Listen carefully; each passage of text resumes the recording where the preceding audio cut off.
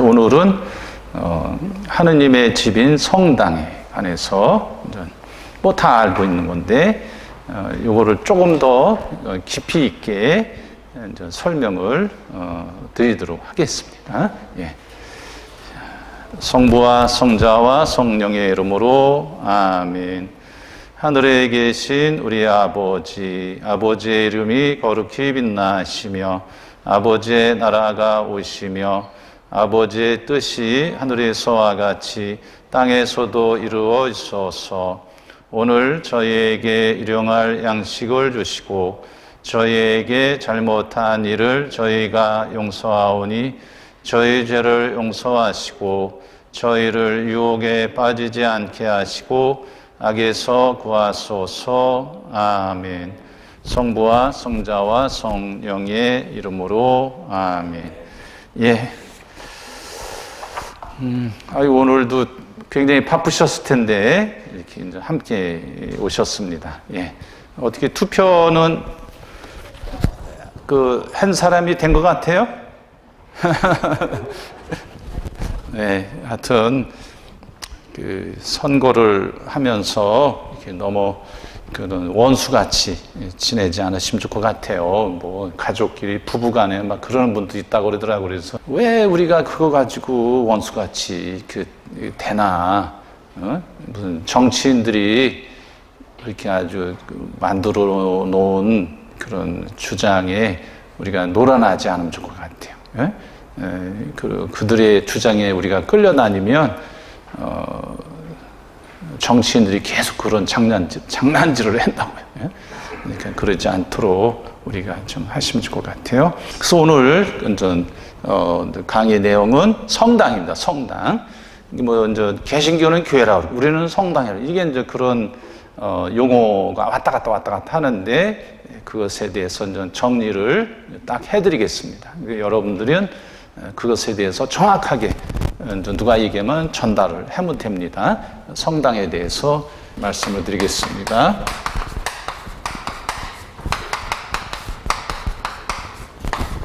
거룩한 집이라는 뜻이죠. 거룩한 집. 우리 단어로 하면은 거룩하다는 게 누구를 얘기하는 거예요? 거룩하다 그러면 누구를 얘기하는 거예요? 신적인 존재죠. 하느님. 하느님 얘기죠. 하느님의 집이죠. 거룩하다 그러면은 거룩함의 원천이 누구예요? 하느님 있죠. 그래서 그 하느님으로부터 우리가 태어났으니까 하느님의 자녀잖아요. 그래서 바오로 사도는 그 성도라고 얘기를 하는 거예요.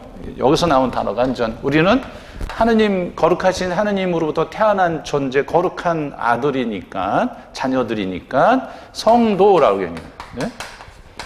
성인, 거룩한 사람이라는 얘기도 하고 성도라고 얘기도 해요. 네? 바오로 사관에는 성도란 말이 많이 나오고 성인이란 말도 쓰고, 그래서 우리가 사도신경 외울 때 성인들의 통공하죠. 거기 성인들의 통공에서 성인 누구 얘기를 하는 거예요? 세례받은 신자 전부. 그러니까 세례받은 신자 전부니까 산 사람만 얘기하는 거예요? 죽은 사람만 얘기하는 거예요? 죽은 사람, 산 사람 다 포함한 거죠. 성인들의 통공이니까. 지상교회, 예? 천상교회, 연옥교회, 커뮤니케이션 한단 말이에요. 이게 성인이란 말이에요. 이게 뭐예요? 살아있는 사람은 하느님 나라 가 있는 사람, 연옥에서 단련하고 있는 신자들 전부 포함한단 말이에요. 이게 성인들의 통공인 거예요. 통공이 뭐예요? 공로를 나눠준단 말이죠. 연옥에 있는 교우들에게. 우리 지상에 있는 우리 교우들은 천상에 있는 성인, 성녀들한테 뭘 청하는 거예요? 전구를 하잖아요. 전구를 청하잖아요. 대리기도. 내가 기도를 할 줄 몰라서가 아니라 할 수 있지만 내가 이 기도가 부족하니 저를 위해서도 좀 기도해 달란 말이에요. 대리기도. 네? 내가 운전을 할 줄 몰라서 대리기사 불러요? 술 한 잔 먹었으니까 대리기사 당신이 지금 해 주셔야 하는 거지. 그렇죠? 마찬가지로 전구, 대리기도도 마찬가지예요. 네? 내가 기도할 줄 모르는 게 아니라 할 수 있지만 내 기도가 약하니 나로 위해서도 좀 기도해 주십시오. 누구한테? 성인 성녀들에게, 그 다음에 어머니 마리아에게 도움을 청한단 말이죠. 예? 이게 대리기도가, 전구가 뭐지? 대리기도. 대리기도가 이해가 안 간다? 대리기사 생각하면 되잖아요. 이렇게 쉽게 얘기하면 어떻게 더 쉽게 얘기를 해요? 대리기사 알죠? 이용을 안 해봐서 몰라요? 이용을 안 해서 몰라요? 예. 이용하면 안 되죠. 예. 괜히 술 먹고 안 되니까 내가 멀쩡한 정신으로 운전해야죠. 도저히 안 될 경우는 대리기사야. 해야죠. 우리나라만 있다는 것 같아요. 우리나라만 있다는. 미국에 없어요. 제가 보니까. 예, 하여튼. 그래서 이런, 그 거룩하다. 이렇게 하다 보니까 한참 나갔네. 종교라는 게 뭐냐? 거룩한 것에 대한 의식, 세레모니, 거룩한 것이 뭐예요? 하느님이죠. 그 다음에 모든 종교에는 신에게, 하느님에게 바치고 예배 드리는 공간이 있다. 그렇죠? 어디든 공간이 있다. 그 공간은 원래 하느님께 예배하고 하느님께 기도하고 희생제물을 구약시대에 보면 다른 나라도 마찬가지고 동물을 태워서 바치기도 하고 곡식을 태워 바치기도 하고 레위기에 그 내용들이 쫙 나오죠. 한번 볼까요? 구약성경 레위기를 한번 보자고요. 네? 강의가 있다 하면 무조건 성경을 들고 오셔야지.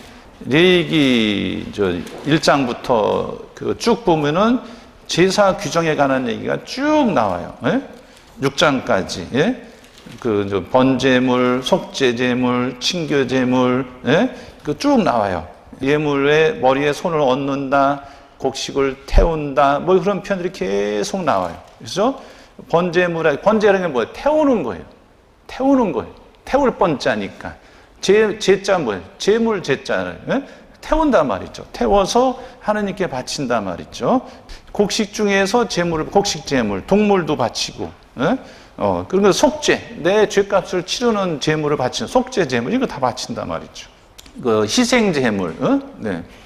원래 내가 잘못했으면 내가 책임을 지고 내가 죽어야 되는데 내가 다 할 수 있어요, 없어요? 사람이 그러다 보면 살아남을 사람이 있어요, 없어요? 아무도 살아남을 수 없어요. 그러니까 내 죄값을 동물이 대신 그 제물로 죄값으로 바친단 말이에요. 그래서 동물로 바치고 곡식을 바치는 거예요. 희생 제물이라고 하는 거예요. 그래서 남미 같은 경우는 라틴 아메리카 같은 경우는 어떻게 해요? 사람을 그 제물로 바친단 말이죠. 인신 공양을 한단 말이죠. 근데 이제 그런 것들이 그리스도교가 들어오면서 인신 공양이 사라지기 시작한 거죠. 그 다음에 구약 성경에도 보면은 아브라함의 아들이 누구예요? 이삭을 하느님이 바치라 그러니까 모리아 산에 가서 바치려고 하니까 하느님이 못 바치게 하고 다른 양을 바치게 하죠. 그러니까 그 당시에도 벌써 인신공양, 사람을 제물로 바치는 그런 제사 규정이 있었다는 거예요. 다른 나라들에. 그런 흔적이 남아있는 거거든요. 창세기 보면은. 예. 그런 얘기 다. 제물을 바친단 말이죠.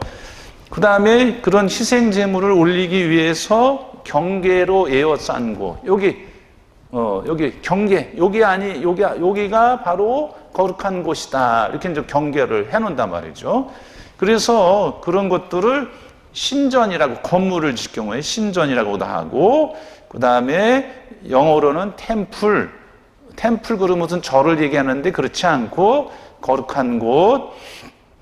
그 다음에 템플룸, 라틴어로는 템플룸이라는 곳에서 템플이 나온 거예요. 예. 조금 어려우시더라도 그거는 좀 알으셔야 돼. 예. 그래서 템플, 예? 템플 그러면 절을 얘기할 수 있는데 템플룸이라서 그 라틴어에서 나온 거예요. 여기서 이제 템플이 나온 거예요. 템플룸. 이게 이제 성전이라는 뜻이에요. 성전, 일반 사회에서 말하면 신전, 이런 것들을 템플룸이라고 그래요. 템푸라가 어디서 나온지 아세요? 템푸라. 일본에서 여러 가지 튀긴 음식 템푸라잖아요? 그게 어디서 나오는지 알아요? 여기서 나온 거예요, 여기서. 템플룸. 템플룸이 성당이잖아요? 성전? 이게 일본의 스페인, 이런 포르투갈 선교사들이 와서 그 일본 사람이 너무 먹을 게 없고 막 그러니까 어려우니까 그런 물고기나 이런 거를 튀겨서 주었어요. 일본 사람들한테 15세기부터. 그러다 보니까 이게 튀겨서 준 음식이 뭔지를 모르잖아요. 그래서 저 성당, 템플룸, 라틴어를 썼으니까 템플룸에서 주었다. 그게 이제 이게 발음이 바뀌어서 변형되면서 템푸라가 된 거예요. 듣는이 처음이죠, 또? 네, 다 얘기했어요, 제가. 여기 유래를 찾아보면 나와요. 예? 아, 이 템플룸에서 템프라가 나왔다. 그런, 찾아보면 그게 나와요. 하여튼, 템플룸, 성전, 성당, 거기 얘기를 한단 말이죠.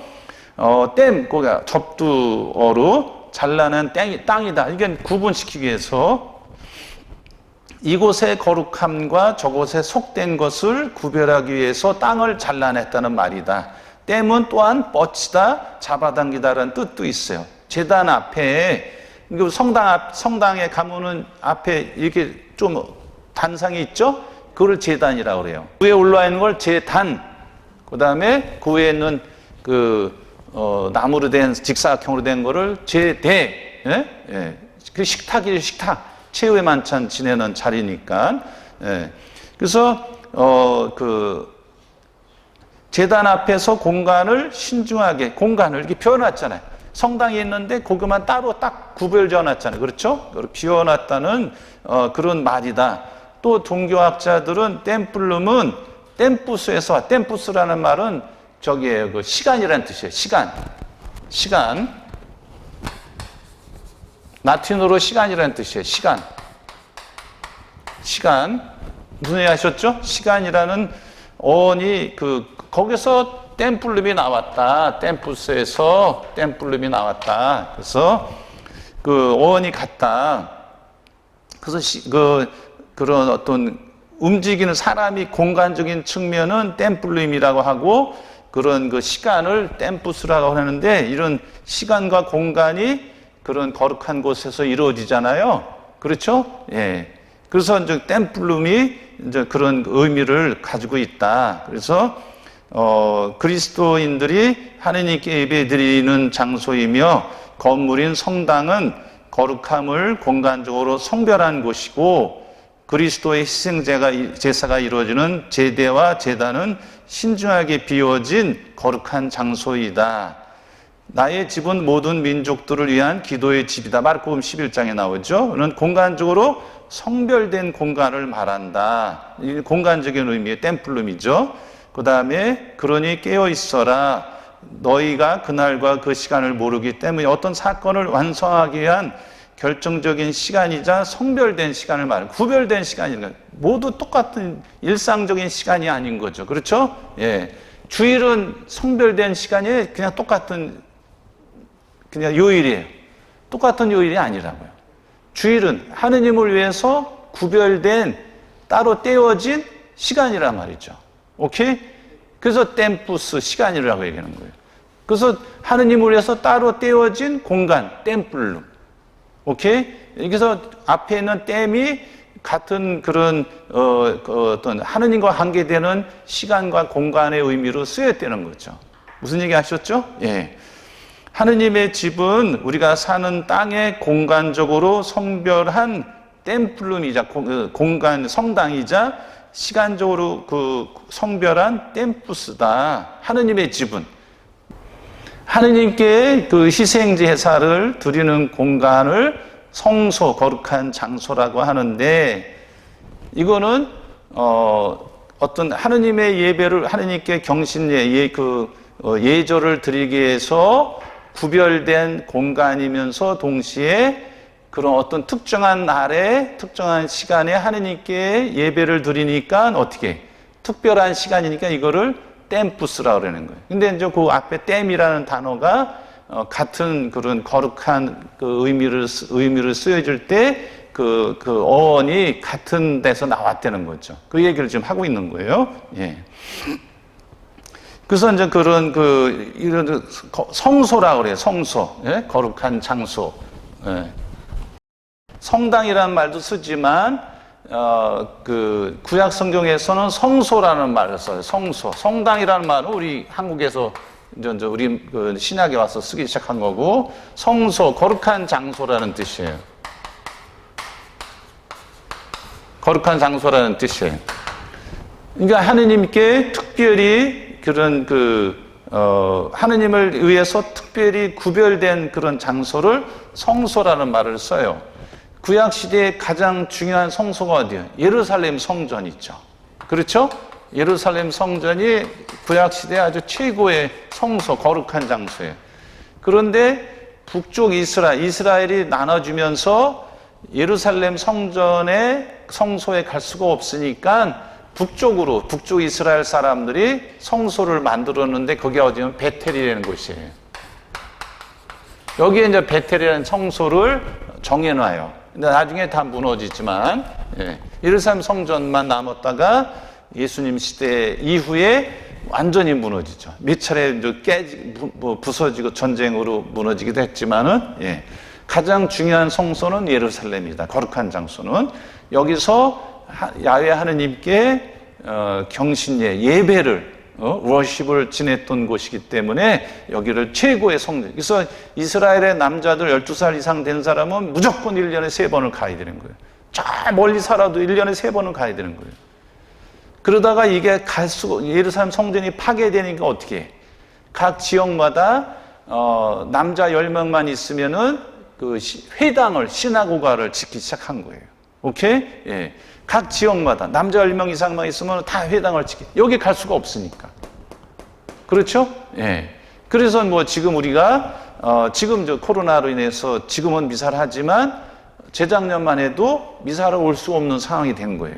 그러면 어떻게? 집에서 이제 기도하기 시작하는 거죠. 그 다음에 지금 미디어 시대니까 평화방송 보면서 주일 미사를 대체한 건 아니고 대체할 수가 없어요. 현재로는 묵주기도를 바치든지 그 다음에 그 주일 독서 복음을 읽고 묵상하든지 이렇게 선행을 하든지 하라고 돼 있어요.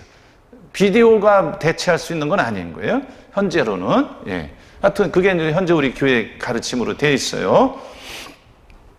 그 다음에 그래서 템푸스하고 템플룸, 그러니까 거룩한 장소, 거룩한 시간을 이렇게 얘기하다 보니까 그렇게 됐어요. 그래서 이제 제가 강론 시간에도 몇 번 얘기했던 사람인데 한병철이라는 사람이 있어요. 한병철. 독일의 유명한 그 철학자인데 이 사람이 한병철이라는 사람이에요. 한번 여러분들이 읽어보셨을 법한 사람인데 피로사회라는 책을 썼어요. 10년 전에 아주 히트를 쳤던 책입니다. 피로사회.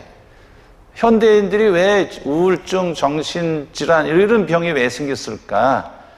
그런 성공을 위해서, 그런 물질의 행복을 위해서 치닫다 보니까 너무 사람이 핍박해지고 피로해져서 그런 병이 생겼다는 거예요. 네? 그러면서 우리가 이 사람이 천주교 신자인지는 모르겠어요. 근데 가톨릭 신학을 공부했다는 표현이 나와요. 보면은 이 사람이 권고하는 게 뭐냐면 묵상기도를 해야 된다는 거예요. 네? 묵상기도. 침묵의 시간을 갖지 않는 한은 이런 문제 해결할 수 없다는 거예요. 그래서 이 사람이 최근에 쓴 게 리추얼의 최근이 아니라 몇 년 된 책인데 우리말로 번역이 됐어요. 리추얼의 종말. 이게 의식이 정말 끝났단 말이에요. 이거로 인해서 현대인들이 지금 더 심각해졌다는 거예요, 병이. 그래서 하는 얘기가 뭐냐면 사람들이 자본주의는 아무것도 이야기하지 않고 단지 계산만 한다는 거예요. 자본주의는 시간에서 어떤 중요한 거를 다 뺏어가고 있다는 거예요. 돈 벌기 위해서만 시간을 쓴다는 거예요.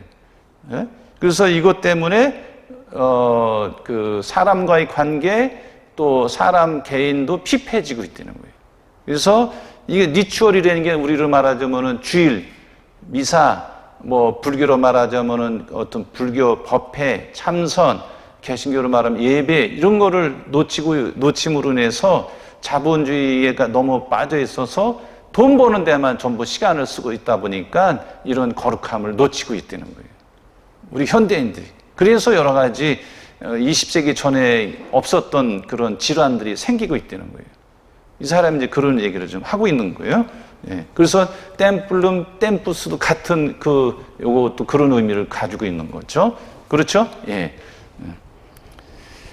성당은 두 번째로 하느님의 집이다.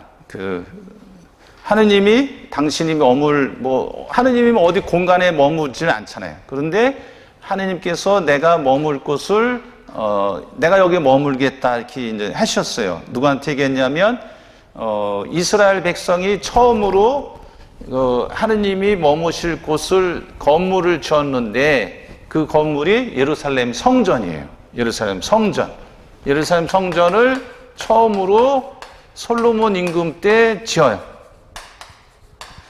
다윗의 아들인데 이스라엘 두 번째 임금, 첫째 임금은 사울인데 사울이 끝나고 다윗이 이제 그 임금이 두 번째 임금이 돼서 아들을 낳아서 이 솔로몬이 지은 성전이 예루살렘 성전이에요. 예루살렘 성전을 짓고 하느님께서 얘기를 하셔요. 솔로몬한테 내가 세운 이 집은 성별하여 거룩히 구별해서 이곳에 내 이름을 영원히 두리니 내 눈과 내 마음이 언제나 이곳에 있을 것이다. 열왕기 상권 8장 3절에 나온 열왕기 상권 이제 그 솔로몬한테 하느님께서 얘기를 하시는 거예요. 한번 찾아볼까요? 예, 찾아보면 되죠. 예. 역사서 열왕기 상권 9장 3절. 자, 9장 3절이네. 제가 착각을 했어요. 예. 9장 3절. 예. 9장 3절. 9장 3절 보시면은 9장 3절 내가 보시면은 나는 네가 내 앞에서 한 기도와 간청을 들었다. 네가 세운 이 집을 성별하여 이곳에 내 이름을 영원히 두리니 내 눈과 내 마음이 언제나 이곳에 있을 것이다.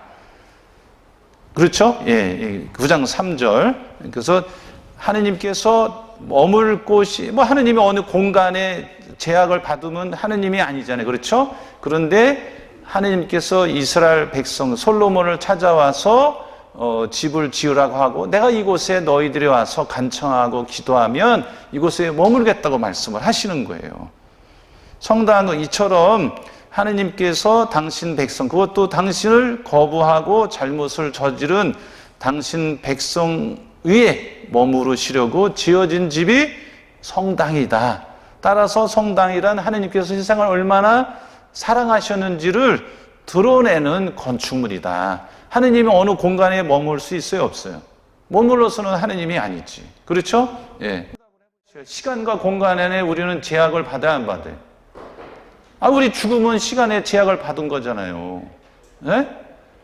아니, 공간의 제약을 받는, 여기만 있잖아요. 집에도 있어요? 같이? 같이 있을 수가 없죠. 의식적으로는 할 수는 있지, 의식으로는. 그런데 물리적으로는 그 시간과 공간의 제약을 받을 수밖에 없는 거예요. 시공간에. 인간은 제약을 받아요. 하느님은? 하느님이 그 시공간의 제약을 받으면 하느님이 아니지. 하느님은 시간과 공간의 제약을 안 받는단 말이에요. 그래서 뭐라 그래? 무소부재라고 그러잖아요. 무소부재. 안 계신 데가 없단 말이죠.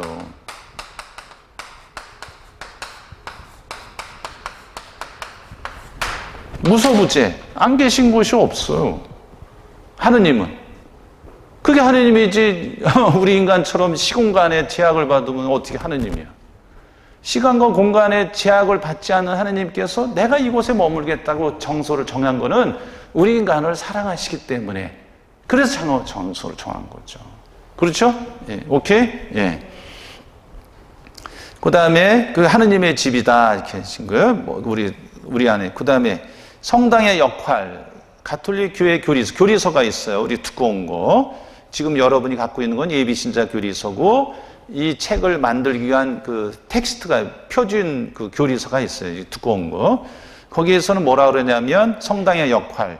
하느님께 예배를 드리기 위한 눈에 보이는 교회 건물은 신자들이 모이는 장소이며, 그렇죠? 신자들이 모이는 장소이고, 그 지역에 살아있는 교회, 그리스도 안에서 화해하여 하나가 된 사람들과 함께 하느님께서 머물러 계시는 교회를 의미하고 드러내 보인다. 그러니까 성당이라는 건물이 하는 역할은 뭐냐면 신자들이 모이는 장소인데 그것에 끝나지 않고 그 지역에 살아있는 교회를 나타나고 눈에 보이게 한다는 거예요. 그러니까 신자들만을 위한 성당이 아니라 비신자들까지도 그 지역의 교회에 드러내게 해준단 말이죠. 오케이? 예. 이때 나타내고 눈에 보이게 한다는 것은 교회가 지역에 있는 신자들만이 아니라 모든 사람들에게 드러난다는 거예요. 그러니까 이처럼 성당은 주변 지역을 위해서 그리스도교 공동체를 드러내는 뛰어난 구조물이다. 그래서 40년 전에 이 성당이 세워질 때는 주변에 아파트가 없어서 다 보여서 성당이요. 이게 지금 가리고 있는데, 그선 한자로 성당이라고 그러잖아요. 예.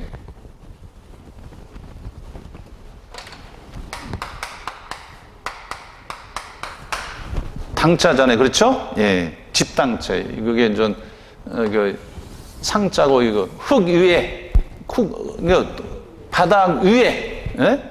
위에 있단 말이죠. 높이 솟은 집이란 말이죠. 그러니까 한자로도 맞는 얘기예요. 높이 솟아있는 집이라는 거예요. 어디가? 성당이.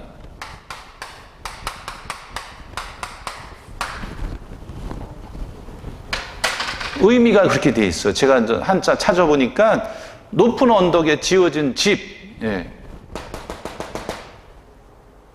거룩한 집이란 말이에요. 그러니까 성당이 높은 언덕 위에 있는 거죠.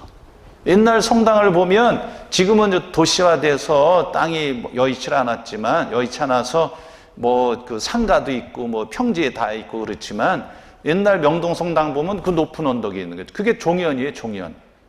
종현, 현자가 무슨 현재? 마루 현자거든. 언덕배기 성당이란 말이죠. 그 다음에 약현. 네? 약현은 중림동 성당. 그걸 약초 재배하는 언덕이 있어서 약현이라고 그러는 거예요. 종현은 종이 거기 걸려 있었다는 거예요. 역사 유래에 보면. 그래서 종현, 종마루, 종언덕에 있단 말이죠. 다 언덕에 있었어요. 제가 고향이 평택에 거기도 성당 언덕배기에 성당이 있어요. 근데 지금은 그냥 건물이 막 들어서 가지고 안 보이는 거지. 여러분이 아마 오래된 성당들 가보면 50년 이상 된 성당들, 100년 된 성당 다 언덕배기에 있어요. 드러나 보이게 돼 있거든요. 바닥에 있는 성당은 없어요. 네. 드러나게 돼 있단 말이죠. 지역에. 그 다음에 그러니까 성당의 역할은 신자들만을 위한 것이 아니라 비신자들까지도 하느님이 이제 거기에 계시다는 것을 드러내 보이는 사인이라는 표현을 해요. 표징이다. 성당은 하느님이 드러나는 사인이다. 그런 표현까지 했어요. 먼저 교황님 요한 바오로 2세 같은 경우는 성당은 뭐냐? 하느님이 드러나는 사인이다. 그렇게 표현을 해요. 하느님이 성당을 보면 누구를 연상해? 하느님을 연상하는 거죠. 네. 그 다음에 성당의 기능을 보면 성당은 성체 안에 현존하시는 하느님이 거처하시는 장소다. 성당 그 제대 오른쪽에 빨간 불이 있는데 그걸 뭐라 그래요? 네? 성당 앞 제대 그 위에 오른쪽에 빨간 등이 걸려 있잖아요. 그걸 뭐라 그래요? 성체등이라고 그러잖아요. 예비신자 때 다 배웠는데 성체 예수님의 몸이 여기 계시단 말이죠. 그 박스 안에 있는 거는 그걸 감실이라고 그러죠. 네? 이 감실 안에 예수님이 계신단 말이죠. 그 현존, 거기 머물러 계시다는 거죠. 거처하시는 장소다. 성당은 하느님을 경배하기, 하느님께 미사드리고 찬미드리기 위해서 지정된 거룩한 건물이자 전례가, 미사가, 칠성사가 거행되는 거룩한 장소이다. 성당의 기능을 지금 얘기하고 있는 거예요. 성당의 기능 옆에 써놓으면 되죠. 성당에서는 성체 성사를 거행, 미사를 하느님의 말씀 전례를 듣고 주님께 기도하고 주님을 찬양하고 거룩한 이런 여러 가지 칠성사를 거행한다. 오케이? 예, 이게 성당의 기능인 거예요. 앞에는 성당의 역할을 얘기한 거고 지금은 성당의 기능을 얘기하는 거예요.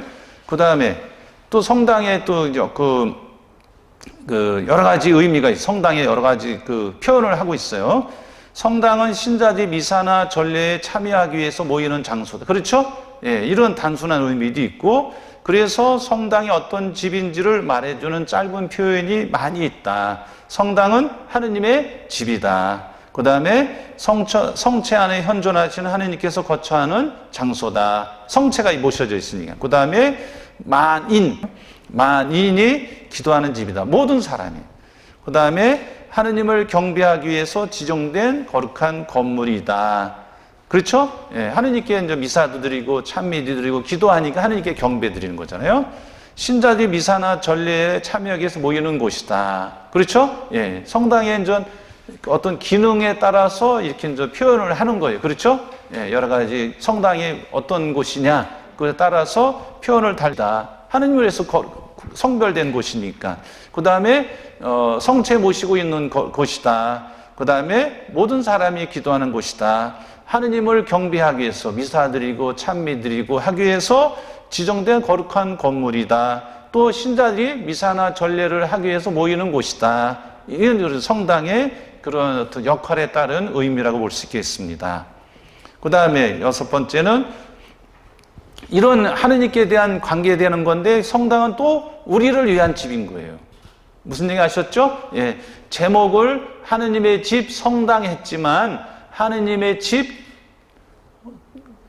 더 나가서 우리를 위한 집 이렇게 이제 표현하시면 되는 거예요. 기도의 집은 성당은 성찬례가 거행되고 미사가 이루어지고 성체가 보존되어 있고 신자들이 모이고 그리고 우리를 위해서 희생의 제단에서 봉헌 대신 미사 때 미사를 거행한다는 건 뭐예요? 예수님의 십자가 죽음을 재현하는 거죠? 예, 예수님의 십자가 죽음을 재현하는 게 성체성사니까. 성체성사 왜 우리가 천주교에서 왜 미사를 이렇게 중요시해요?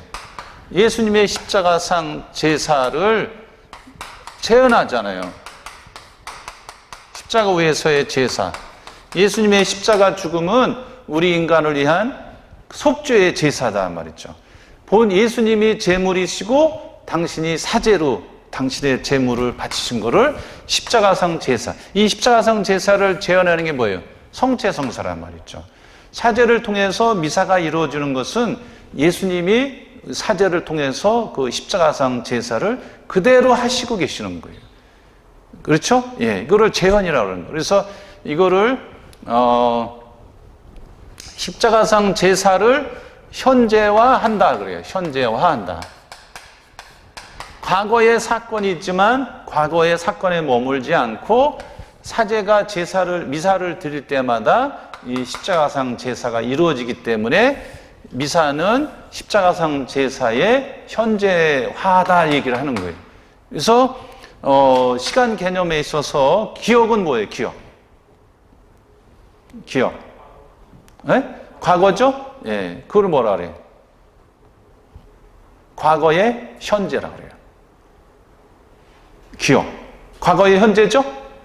현재 과거를 기억하지 과거의 기억을 해요? 과거 가서? 아니잖아요. 그렇죠? 오케이? 네. 기억은 뭐예요? 과거의 현재. 과거의 현재. 지금 현재 내가 과거를 기억하는 거지. 현재의 현재는 목격하는 거지 지금. 그렇죠? 미래의 현재는 미래가 왔어요, 안 왔어요? 기다림이 있지. 이게 시간에 대한 그 개념을 성 아우구스티노 주교가 말씀을 하신 거예요. 그러니까 우리가 편의상 우리 인간이 과거, 현재, 미래를 나누지만 현재의 의식 세계 안에서 과거, 현재, 미래를 우리가 구분한단 말이죠. 오케이? 그러니까 미사를 과거의 십자가상 제사를 재현한다는 얘기는 과거의 일처럼 생각할 수도 있지만 예수님이 사제가 미사를 드릴 때마다 예수님이 현존에 지금 죽은 분이 아니라 지금도 살아계신 분이니까 이 제사를 십자가상 제사를 계속 이루고 계신단 말이죠. 그래서 십자가상 제사의 현재화라는 말을 쓰는 거예요. 오케이? 예.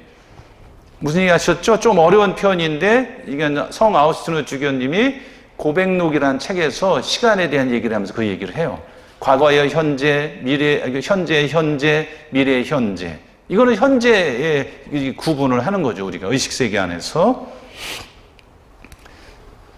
하느님의 아들을 현존을 예수 그리스도죠. 그 신자들의 도움과 위로를 받는 것이므로 이런 곳이니까 아름다워야 돼요, 지저분해야 돼요? 아름다워야죠. 아름다워야 하고 기도와 장엄한 성사에 알맞아야 한다. 하느님의 집인 성당을 그냥 대충 아무렇게나 돼지우리간 같이 지으면 돼야 안 돼요? 안 되는 거죠. 이런 그 제사가 성차의 성사가 이루어지고 성체가 보존돼 있고 우리 신자들이 모이고 그다음에 예수님이 우리를 위해서 희생 제사를 지내는 그곳이고 또 신자들이 우리가 하느님의 도움과 위로를 받는 곳이기 때문에 아름다워야 되고 기도와 장엄한 성사에 알맞아야 된단 말이죠. 오케이? 예. 이게 우리 교회의 가르침이에요. 요약하면 성당은 하느님의 영광을 위한 장소고 기도의 집이다. 또 성당은 하느님의 집이다. 성당이라는 건축물은 우리가 모이기 위해 또는 기도하기 위해 지어 바친 건물이기 이전에 하느님께서 먼저 우리를 위해 마련해 주신 선물이다. 무슨 얘기 하셨죠? 예. 하느님을 위해서 바쳤다고 생각하지만 하느님이 우리를 위해서 이런 우리가 도움과 위로를 받기 위해서 하느님이 마련해 주신 선물이라는 것이지. 그 다음에 성당은 이곳에서 당신의 자녀들의 마음과 영혼의 쉼을 얻으라고 내려주신 하느님의 집이다. 그러니까 성당은 누구를 위한 거예요? 우리를 위한 집이라는 거죠. 오케이? 그러니까 그 옆에다가 써놓으시면 돼요. 성당은 우리를 위한 집. 그거 다 설명을 해놨잖아요. 우리가 마음과 영혼이 쉬라고 여기 와서. 그러니까 예수님이 말씀하셨잖아요. 고생하고 무거운 짐을 진 사람 모두 다 나에게 와라. 그렇죠? 예. 나에게 와서 쉬어라 이렇게 말씀하셨죠. 예? 예. 바로 성당은 하느님의 집이면서 동시에 우리를 위한 집이다. 그 다음에 성당은 신자들이 모이는 집이다. 거룩한 예식을 거행하고 신자들이 능동적으로 참여하는 데 알맞아 하는 거룩한 건물로 성당의 미사를 능동적으로 잘 참여하려면 참으로 품위 있고 아름다워야 하고 천상 실제에 대한 표지와 상징이 되어야 된다. 천상 실제가 누구예요? 하느님이죠. 하느님. 그 다음에 성모님, 예? 성인 성녀들. 천상이 되는 게 하늘 천자 윗상자니까 천상이 어디요? 하늘이죠. 뭐 하늘이면 스카이가 아니라 해본을 얘기하는 거잖아요. 예? 하늘이 두렵지 않느냐 그러면은 저기 구름 낀 하늘이 두렵지 않느냐 묻는 거예요? 아니, 인격체 얘기를 하는 거죠. 인격체. 예? 인격체. 하느님을 얘기하는 거죠. 천상 실제. 실제로 존재하는 거죠.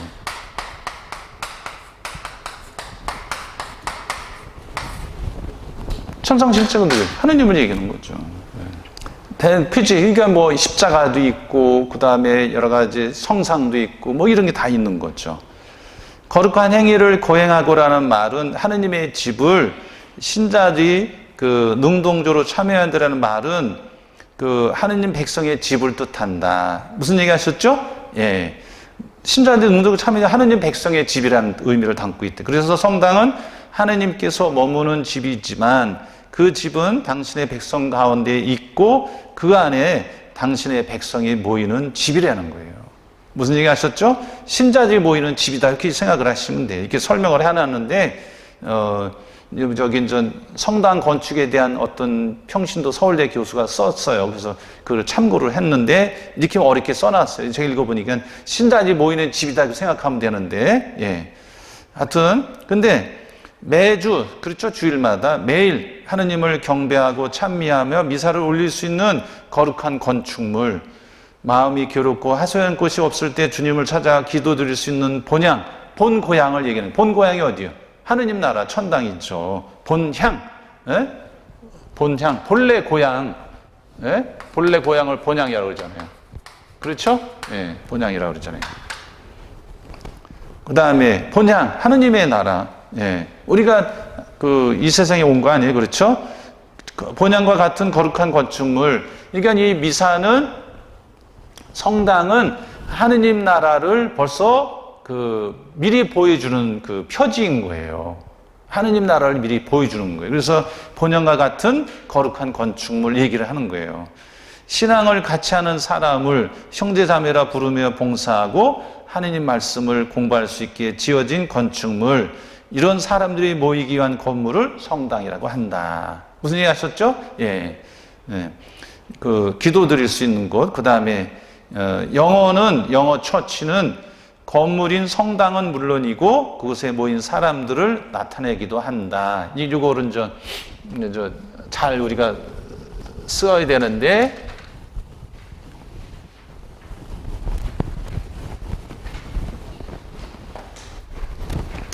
그래서 우리가 아까 그 강의 시작하면서 제가 말씀드린 것처럼 개신교는 교회고 우리는 성당이다. 이거는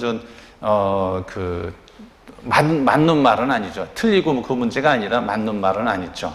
교회 그러면은 건물도 얘기하고 그 하느님 백성들의 모임까지 포괄하는 그런 의미로 쓰이고 있어요. 근데 그건 더 설명을 드릴 거예요. 왜 그렇게 됐을까? 교회라는 말은 본래 건물을 말하지 않았어요. 처음부터. 교회는 예수 그리스도에 대한 믿음을 통해 새로운 구원의 계약을 맺은 사람들의 공동체, 하느님을 구원받기 위해서 모인 그런 백성들의 공동체를 교회라고 그런단 말이죠. 하느님 백성들의 모임을 교회라고 그런단 말이죠. 하느님 백성은 누구예요?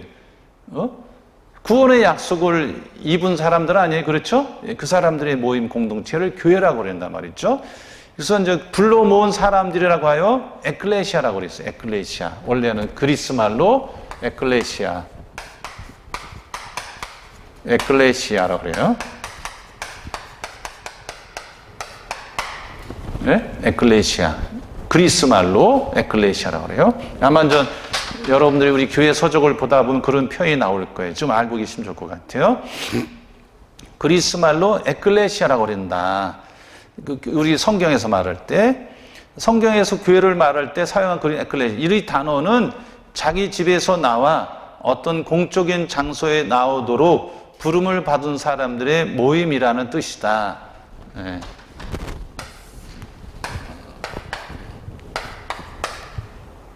클레오라고 그래요. 클레오.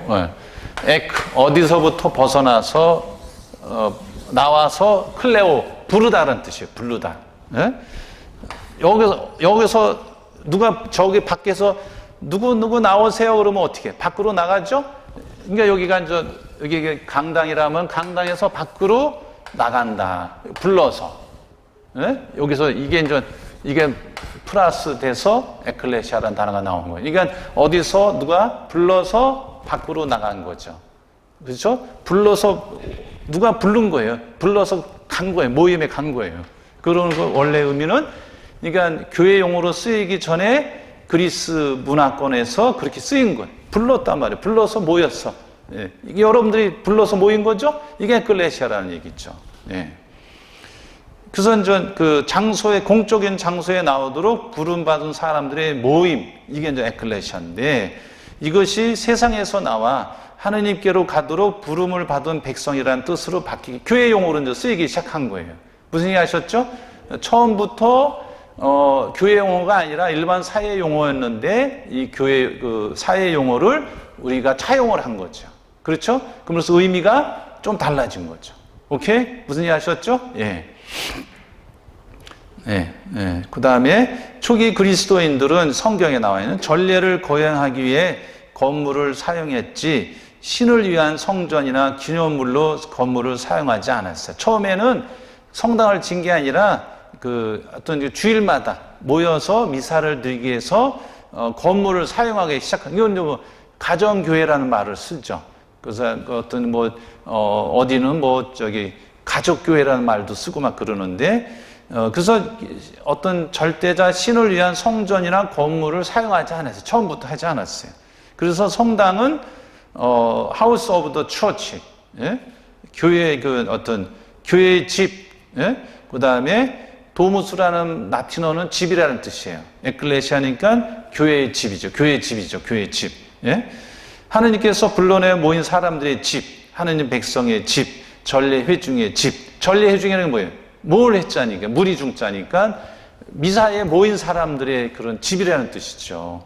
그렇죠? 예. 이 말이 줄어서 도무스 에클레시아라고 그랬는데, 이 말이 줄어서 에클레시아란 말로 표현을 했는데, 교회라는 공동체도 뜻하고 그 공동체가 다니는 집도 나타낸다. 사람들의 모임도 되고 사람들의 모임, 그 다음에 거물의 의미로도 쓰였단 말이죠.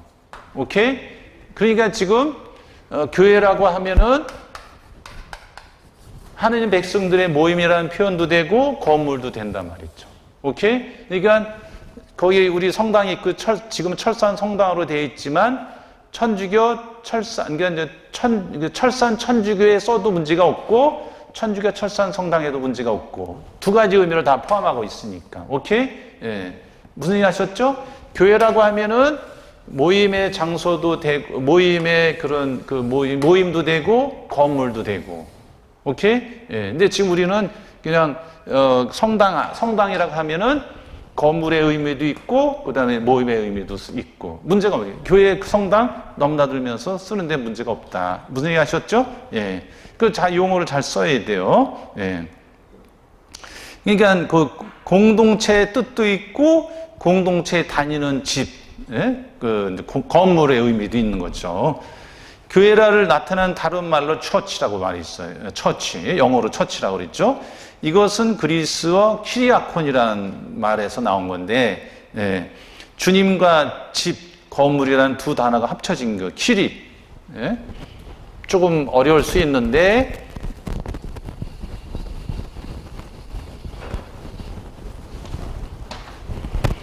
우리가 이제 미사 시작하면서 참회제를 하죠? 주님 자비를 베푸소서. 그렇죠?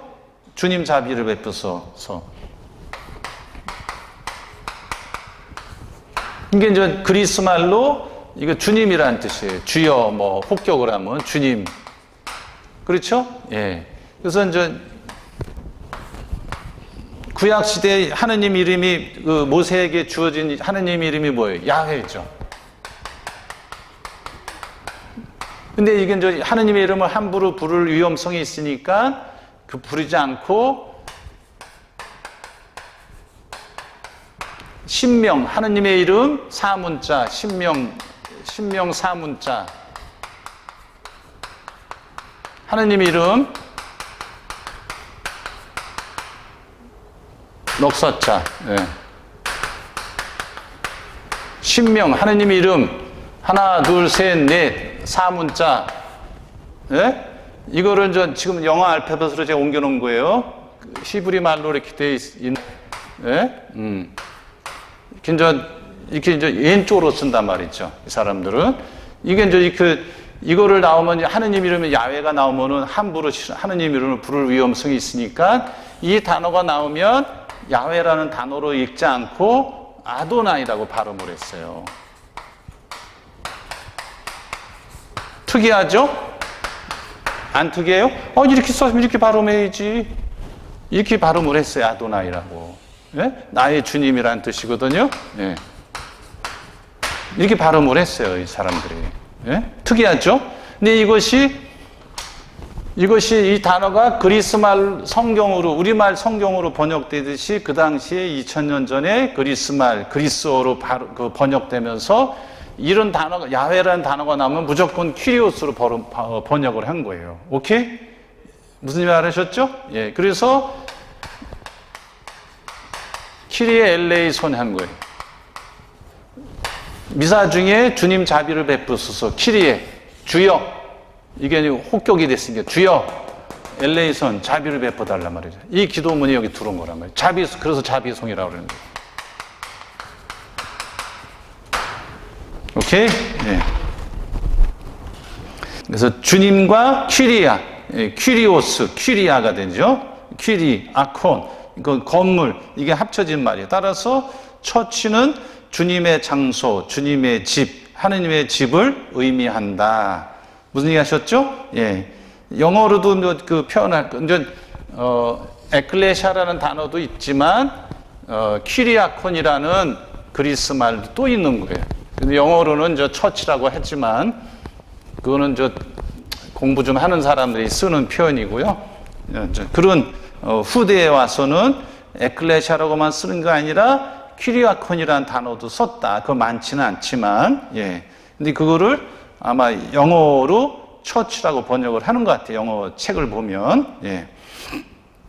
영어로 관련된 서적에서 성당이란 말을 가리킬 때는 처치라고 쓰고 소문자로 하느님께 예배하려고 하는 집에 모인 백성을 가리킬 때는 대문자로 처치라고 써요. 무슨 얘기 하셨죠? 예. 그 가톨릭 교회 그러면 가톨릭 처치라고 쓰면은 대문자 소문자 대문자를 쓰는 거죠. 오케이? 일반 가톨릭 신자들 얘기할 때는 그런 그 건물을 얘기할 때는 처치 소문자를 쓰고 무슨 얘기 하셨죠? 예. 영어로는 구분이 돼요. 근데 우리말로는 구분이 잘 안 되는 거죠. 오케이? 다 아셨죠? 예.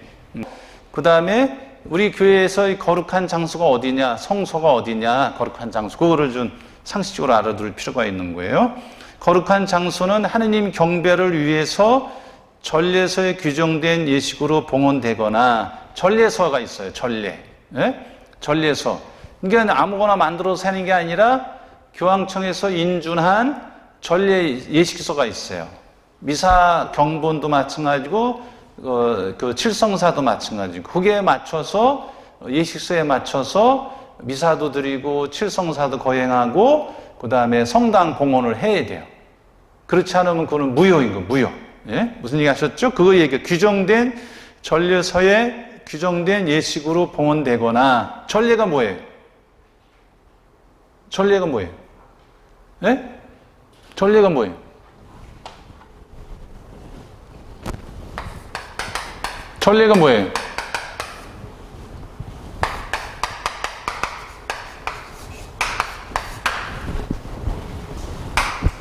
하느님께 드린 공적인 예배 행위를 전례라고 그러지 뭘 이렇게 어려워해요? 시험 안 봤어요? 하느님께 드리는 공적인 예배 행위죠. 공적, 퍼블릭, 사적인 게 아니라 뭐가 있어요? 공적인 예배 행위가 뭐가 있어요? 미사가 있잖아요. 그 다음에 칠성사가 있잖아요. 이거를 전례라고 그러는 거예요. 또 그 다음에 이제 사제 수도자가 바치는 성무일도 시간 전례라는 게 이 세 가지를 전례라고 그러는 거예요. 그러면 묵주기도 십자가 일은 뭐예요? 이건 전례가 아니에요. 그거는 전례서가 따로 있을 필요가 없는 거예요. 이거는 무슨 얘기 하셨어요? 이거는 뭐라 그래요? 신심행위라고 그러는 거예요. 하느님께 그 예배를 흠숭을 하느님 사랑을 더 잘하기 위해서 그런 기도를 그런 행위를 하는 거예요.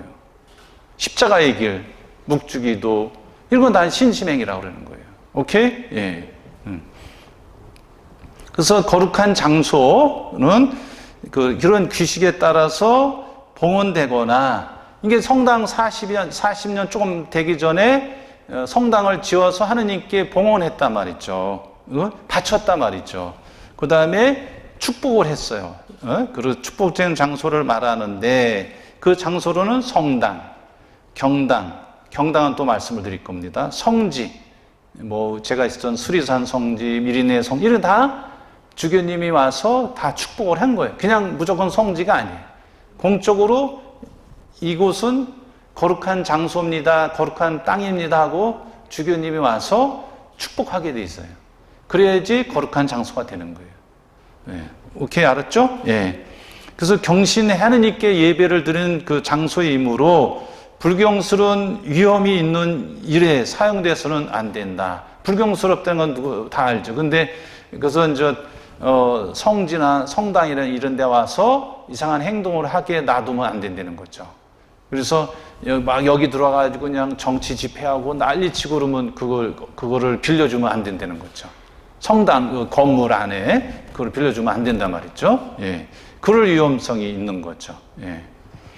그 다음에 성당이 이제 아까 말씀드린 대로 성당이라고 얘기도 하고 성전이라고 얘기도 해요. 예? 이 구분이 돼 있어요. 원래는 뭐 넘나들면서 쓰고 있는데 아까도 얘기했지만 성당은 에클레시아, 그리스 말로도 에클레시아, 라틴어도 에클레시아, 영어로는 처치. 예? 그래서 성당은 신자들이 공적으로 하느님을 경배하기 위하여 건축하고 봉헌하여 거룩한 전례를 집전하는 건물이다. 아까 다 얘기한 거예요. 다 얘기한 거를 딱 압축적으로 설명을 하고 있고, 그 다음에 주교자 성당. 교구장 주교의 교자, 자리가 있는 성당이다. 주교자 성당. 우리 수원교구 주교자 성당은 어디예요? 정자동 성당 있죠. 아니, 그걸 수원교구 다니면서 그것도 모르면 어떻게 해요? 서울은 명동 주교자 성당이라고 그러잖아요. 네? 그 정도는 알고 있어야죠. 그래서 주교자 성당은 카테드라, 주교님의 자리, 앉는 자리가 있다. 거기서 강론도 하고 무슨 어떤 그 주교님이 우리 교구가 이런 방향으로 나갔으면 좋겠다. 여러 가지 선언을 하는 경우가 있어요. 그거 앉아서 하는 거예요. 다리가 아파서 앉아서 하는 게 아니고. 예. 그래서 그 외국인이 가끔가다 이제 그 명동 성당 주변에 이제 외국인들이 왔다 갔다 하면서 명동 성당을 못 찾아가지고 헤매는 경우가 있어요. 그래서 제가 꽤 오래 전인데 저쪽에 명동 성당 저쪽에 그 PBC 방송 거기에서 제가 구름다리 건너서 막 오는데 어떤 외국인이 저한테 캐테드랄 처치 어디냐고 묻더라고요. 주교자 성당을 얘기하는 거예요. 예? 캐테드랄이라 그래요. 캐테드랄 처치. 이게 주교자 성당 어디냐? 여기라고. 그랬더니 그러냐 고맙다고 하네. 그 정도는 알아듣고 있어야지. 그렇죠? 예. 그 다음에 사목구 성당. 여기가 사목구 성당이에요. 이게 주교님이 본당 신부를 파견해서 사목하는 성당을 사목구 성당이라고 한다. 페리시 처치라고 그러는 거예요. 페리시. 본당을 얘기하는 거예요. 사목구 주임이 상주하면서 절을 얘기하는 거예요. 성물을 여러 가지 전례든 뭐 축복이든 이런 모든 것들을 거룩한 임무, 직무를 성무라 그래요. 그를 수행하는 사목구의 중심이 되는 성당이다. 이게 사목구의 중심이 되는 성당이니까 이 본당 사목구 성당 말고도 다른 성당이 있을 수 있어요, 없어요? 있을 수 있는 거죠. 그렇죠? 예. 그러니까 여기서 사목구 성당이 있지만 우리는 여기저기 성당이 많지만 남미 같은 경우는 그 사제도 모자르기도 하고 거리가 멀으니까 본당 사목구 성당이 있고 그 다음에 멀리 떨어진 데 성당이 또 있는 경우가 있어요. 거기는 본당 신부가 상주하는 성당은 아니죠. 무슨 얘기 하셨죠? 예.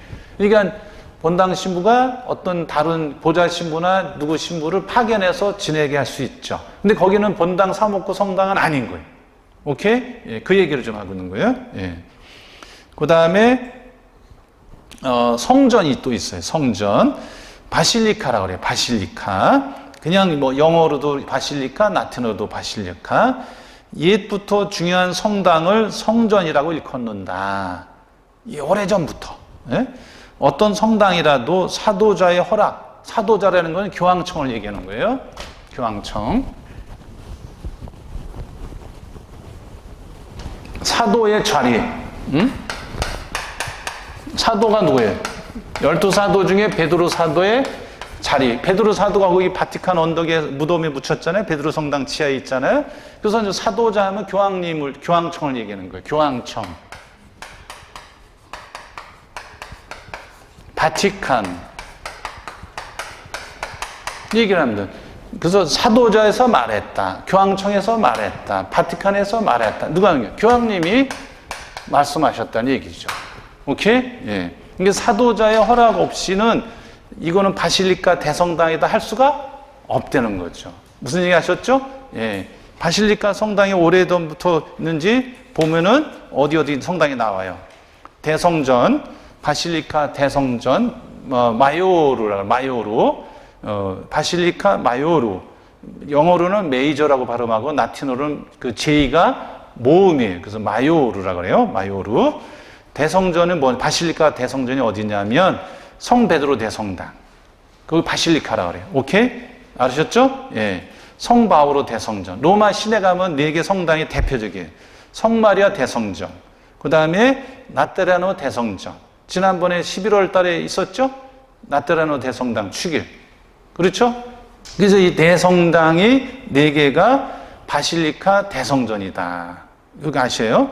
대성전에는 교황 제대와 성년, 거룩한 해, 신년하고 비슷한 건데 열리는 문이 있는 것이 특전이다. 그러니까 거기 아무 때나 여는 것이 아니라 25년마다 거룩한 해를 선포하면서 우리 가톨릭 신자들이 하느님께로 향하도록 하면서 그 문을 여는 거, 신년, 그 성년의 문을 열어요. 신년은 50년이지만 성년은 25년마다. 왜냐하면은 5년, 50년, 100년 하다 보면은 성년도 못 보고 죽는 사람이 생기니까 25년마다 한단 말이죠. 예. 그 다음에 대성전 있고 바실리카 중에 하급 대성전, 이거 성전이 있어요. 바실리카 미노르라 그래요. 마이너라 그러죠. 마이너, 영어로는. 미노르라는 게 있어요. 로마 밖에 있는 성전을 하급 성전이라고 번역을 했는데, 그래서 바실리카 미노르. 그래서, 파티마에 있는 대성당. 그렇죠? 파티마 성모님 발현 대성당이 있어요. 대성전. 거기 가면 바실리카라고 써 있어요. 바실리카라고 써 있으면 이거는 교황청에서 인준한 하급 성전이다. 이렇게 생각하시면 돼요. 우리나라에는 바실리카가 있어요, 없어요? 우리나라에. 목포에 가면 작년에 생겼어요. 목포에. 산정동 기념성당이 작년에 대성전으로 바실리카로 처음으로 인준받았어요.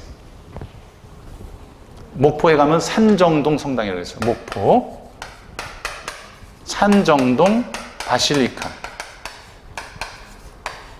왜냐하면 여기에 이제 레지오 마리아가 우리 이제 광주 교구 쪽에서 거의 초창기 교회고 레지오 마리아를 처음으로 도입한 성당이에요. 그래서 언덕배기에 바실리카 대성당을 졌어요. 예. 그래서 작년에 바실리카로 교황청에 허락을 받았어요. 작년에. 그걸 알고 계셔야 돼요. 상식적으로. 예. 로마 밖에 있는 성당을 하급 성전이라고 번역을 했지만, 예. 그 다음에 그 밖에 성당. 수도원 성당은 수도원마다 성당이 있어. 수도원에 있는 수도자들 전용 성당이다. 그래서 수도자 성당이라고 해요. 수도원 성당. 경당은 오라토리라고 해요. 오라토리. 특정한 신자들을 위한 성당이다. 예를 들면 공소 신자들을 위한 성당. 그렇죠? 예. 성당에 지금은 교통이 좋으니까 학교나 병원의 부속 성당. 그러니까 가톨릭 스쿨 안에 성당이 따로 있어. 성당 건물이 커도 본당 성당이 우선이야. 오케이? 학교 성당이 있어도 세례받아도 인근 가까운 성당에 가서 세례 문서를 거기다가 다 보관을 해야 돼요. 이게 본당 사목구가 우선인 거예요. 그 다음에 병원마다 성당이 조그만 게 있어요. 그렇죠? 이걸 다 경당이라고 그런다. 그 다음에 어떤 공동체를 한 성당. 그래서 큰 성당이 있고 평일 미사 하나 따로 이렇게 조그맣게 성당을 밑에 이 정도로 이렇게 건물을 가지고 그것도 다 경당이라고 그랬나. 오라토리라고 그랬나. 무슨 얘기 하셨죠? 예, 이 정도는 상식적으로 알아두고 계세요. 그 다음에 사설 예배실, 채플이라고 그래요. 채플. 그래서 바티칸 시스티나 성당 같은, 시스티나 성당이라는데 성당이라기보다도 아마 교황님 개인 미사 드리는 성당이라고도 볼 수 있어요. 그래서 채플이라고 그래요. 채플. 개인 또는 소수의 사람들을 위한 전용 성당이다. 예를 들면 주교님은 개인 성당을 설치할 수 있다. 그러니까 전 본당에 나가서 할 수도 있지만 혼자 미사를 드리는 경우가 있거든요. 그래서 이거를 채플이라고 그런다. 그 다음에 조그만, 제가 미국에 있을 때 대성당에 평일 미사 10명도 안 오니까 조그맣게 요만한 한 10여 명이 미사할 수 있는 그 공간에 성당을 만들어. 그 채플이라고 써 있어요. 조그만 성당을 채플이라고 그런다. 아셨죠? 예. 성당의 봉헌과 관리. 성당은 교구장에 의해서 봉헌되거나 축복되어야 하며, 성당은 하느님 경배에 합당하게 청결과 미관이 유지되고 거룩함이 보존되며 건물 관리도 잘해야 한다. 그래서 우리 토요일날, 월요일 청소하고 여러 가지 청결하기 위해서 하죠. 그 다음에 대청소도 하고 그러는 거죠. 전례 거행 때 성당 입장은 돈 받고 하면 안 된다. 돈 받고 하는데 없어요. 예, 여기 체육관이 아니니까. 그럼 무효해야 된다. 끝으로 성당은 종말론적 의미를 지고, 종말인 건 세상 마지막인 거죠. 예? 세상 마지막. 하느님이 오시는, 예수님이 오시는 때, 종말이라, 마지막에. 세말, 예? 마칠 종자니까. 종말, 세말, 마지막, 끝. 다 같은 의미죠. 그렇죠? 세상 마지막, 세상 끝. 그래서 한자로 종말, 세말이라고 그러는 거예요. 예. 그래서 그런 성당은 종말론적 의미를 지니고 있다. 하느님의 집에 들어가려면 문지방을 넘어야 하는데, 그렇죠? 지금은 문지방이 없어졌지만, 이는 죄로 상처 입은 이 세상에서 모든 사람이 부름받은 새 생명의 세계로 넘어감을 상징한다. 이 문지방이라는 것은 여기서 여기로, 새 속에서 거룩함 장소로 넘어가는 그런 전환의 의미를 담고 있는 거죠.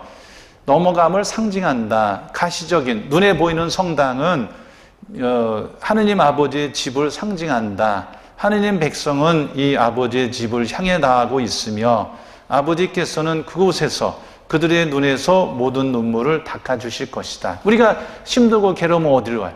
성당에 오는 거죠. 이런 코로나 때 더 많이 와 있죠. 성당 문이 열려 있거든요.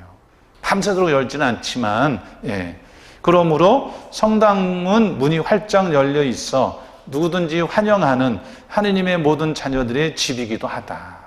오케이? 그래서 하느님의 집, 거룩한 장소, 성당이 어떤 의미가, 어떤 기능을 하는지, 역할을 해야 되는지, 그 다음에 성당과 교회의 의미가 뭔지, 에클레시아하고 처치가 어떤 의미를 담고 있는지, 그 다음에 바실리카, 성당에 어떤 의미가 있는지, 그 다음에 일반 경당, 그런 채플, 그런 의미가 뭔지 다 알고 있는 거지만 정확하게 우리가 성당에 들어올 때 어떤 의미를 가지고 들어가야 되는지, 다음 주에는 성당 안에서 이루어지는 다 알고 있는 거지만 앉고 일어서고 무릎 꿇고 절하고 하는 모든 의미 우리가 몸에 배도록 훈련을 해야 되거든요.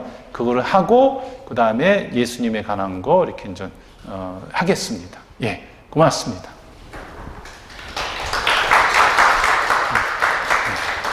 여러분 다음 주에 뵙겠습니다. 성부와 성자와 성령의 이름으로 아멘.